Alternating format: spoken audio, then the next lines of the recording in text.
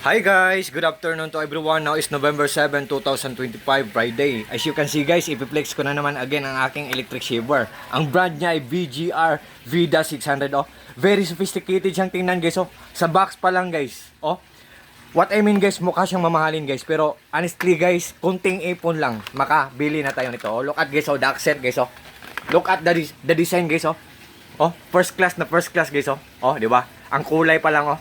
So, kung i-on natin guys dito sa corner, sa gilid, stainless steel. Oh. On. Digital siya guys. Oh. Portable siya, 'di ba? Portable, wireless, rechargeable sa Type C. Oh, at saka adjustable siya guys. Oh. 1 2 3 4. Oh. 1 2 3 4. Guys, ang number 4 ang pinaka sagad. What I mean guys, ang pinakamaikli. Kung mag-aahi tayo ng bigote natin, ang number 4 ang pinakamaikli. BGR guys. Oh. Ito ang kulay ko, ang napili ko kasi ito ang bet na kulay ko. Pero kung guys, kung mag-order man kayo sa link ko sa Basket ko, meron pang ibang kulay na mapagpipilian. Like color black guys, oh, 'di ba? Guys, may ano siya guys, oh.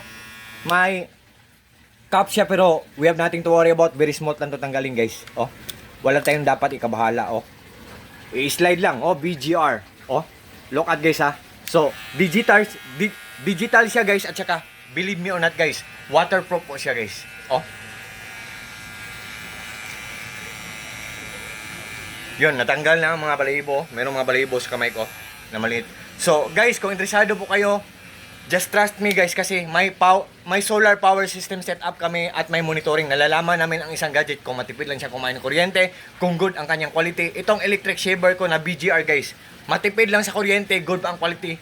Tapos mura pa. Tapos ang ganda pa ng accent, ang ganda pa ng design. So guys, it's already bare month na, so happy and early Merry Christmas to everyone.